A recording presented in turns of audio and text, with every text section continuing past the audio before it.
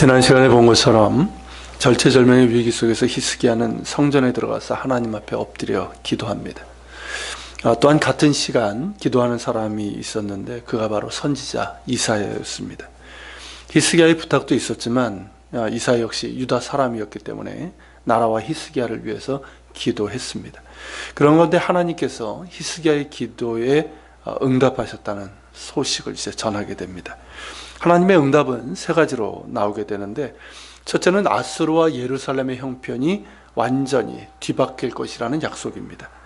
자, 21절에 보면 유다의 수도 예루살렘을 처녀딸 시온, 그리고 딸 예루살렘이라고 부르고 있고요. 딸 예루살렘이 너를 향하여 머리를 흔들었느니라 라는 표현이 나오는데, 이게 뭐냐면 조롱의 의미이고 또한 슬픔과 동정의 의미를 갖고 있습니다. 누군가를 조롱하고 혹은 동정할 때 이렇게 머리를 흔드는 그런 이제 것들이 성경에 나오는 표현입니다. 즉 지금까지는 아수르가 딸 예루살렘을 조롱하고 그 하나님을 모독했지만 이제는 예루살렘이 아수르를 조롱하는 상황이 될 것이라는 말씀입니다. 조롱할 뿐만 아니라 그들의 몰락으로 인해서 동정할 정도로 그런 상황이 될 것이라는 것이죠.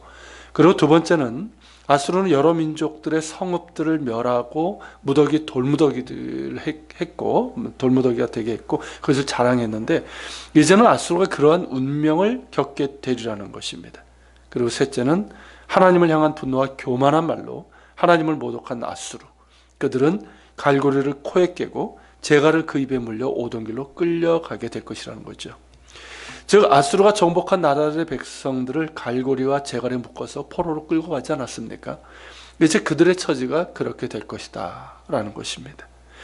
이어서 이에 대한 징조에 대해서 말씀하시는데, 그것은 금년에는 스스로 자라난 것을 먹고 내년에는 그것에서 난 것을 먹되 제3년에는 심고 거두며 포도를 심고 그 열매를 먹으리라는 그런 말씀입니다. 즉 예루살렘의 주민들과 유대의 남은 자들이 포로로 끌려가는 것이 아니라 그 땅에서 계속해서 살면서 그 땅의 산물들을 먹게 될 것이라는 것이죠. 하나님의 열심히 이 모든 일을 이루실 것입니다. 자, 그런 가닥에 아수르 왕은 어떨까요? 예루살렘 성에 이르지도 못하고 화살도 쏘지 못하고 토성도 쌓지 못하고 오던 길로 돌아가게 될 것임을 말씀하셨습니다. 그렇게 히스기야의 하나님을 향한 신실한 믿음과 겸손한 간구가 응답이 된 것이죠. 그리고 그 응답은 현실이 됩니다. 그날 밤에 야훼 하나님의 사자가 나와서 아수르 진영의 군대 18만 5천 명을 쳤고 아침에 일찍이 일어나 보니 다 송장이 되었습니다. 그리고 아수르 왕 사네립은 엎친 데 덮친 격으로 본국에서 반란이 일어나 회군에서 본국으로 돌아갈 수밖에 없었습니다. 그리고 몇 년 후 신전에서 암살을 당하고 맙니다. 이 두 가지 사건인데요. 이 두 가지 사건은 성경 외에 다른 문헌에도 나옵니다. 전자의 같은 경우는 학자들은 패스트와 같은 전염병이 삽시간에 든 것으로 그렇게 보고 있고요. 후자의 경우는 그의 아들들이 반역해서 아수르 왕 사네립을 살해한 것으로 바벨론의 문헌에도 나오고 있습니다. 너무나도 극적인 반전 아닙니까? 이에 대해서 시편 46편에서는 이와 같이 노래를 하고 있습니다. 먼저 2, 3절을 보면 그들이 처한 상황에 대해서 이렇게 노래하고 있어요. 땅이 변하고 산이 흔들려 바다 가운데 빠지고 바닷물이 솟아나고 뛰놀고 그것이 넘침으로 산이 흔들리는 이런 절체절명의 상황입니다. 그러나 그럼에도 그들은 이렇게 선포합니다. 우리는 두려워하지 아니하리로다. 이렇게 담대히 선포하고 있습니다. 그 이유가 무엇일까요? 너희는 가만히 있어 내가 하나님됨을 알지어다. 내가 문나라 중에서 높임을 받으리라. 내가 세계 중에서 높임을 받으리라. 하나님의 말씀 때문입니다. 바로 이사야를 통해서 히스기야에게 하신 말씀이죠. 그리고 실제로 이루어진 상황, 즉 아수르의 군대가 밤사이에 괴멸되고 사네립이 본국으로 돌아간 상황에 대해서 이렇게 노래하고 있습니다. 하나님이 그 성중에 계심에 성이 흔들리지 아니할 것이라. 새벽에 하나님이 도우시리로다. 그 새벽에 주의 사자를 보내사 아수르 군대를 괴멸시키신 하나님, 새벽에 도우시는 하나님을 찬양하고 있습니다. 그런 까닭에 이 시편 46편을 쓴 이 시인은 처음과 마지막에서 이렇게 노래하고 있습니다.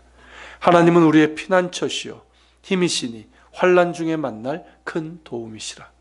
만군의 여호와께서 우리와 함께 하시니 야곱의 하나님은 우리의 피난처시로다. 그렇습니다, 여러분. 하나님은 우리의 피난처시요 힘이시며 환난 중에 만날 큰 도움이십니다. 문제는 우리겠지요. 히스기야가 겸손히 하나님 앞에 엎드려 자신의 부족함을 회개하고 하나님을 향한 신실한 믿음과 간절함으로 기도했을 때 새벽에도 오시는 하나님의 응답이 임했던 것처럼 우리도 그러한 믿음과 간절함으로 하나님 앞에 나아가야 할 것입니다. 그래야 할 때 하나님은 우리에게도 피난처시요 힘이시며 환난 중에 만날 큰 도움이 되시고 새벽에 도우시는 하나님이 되실 것입니다.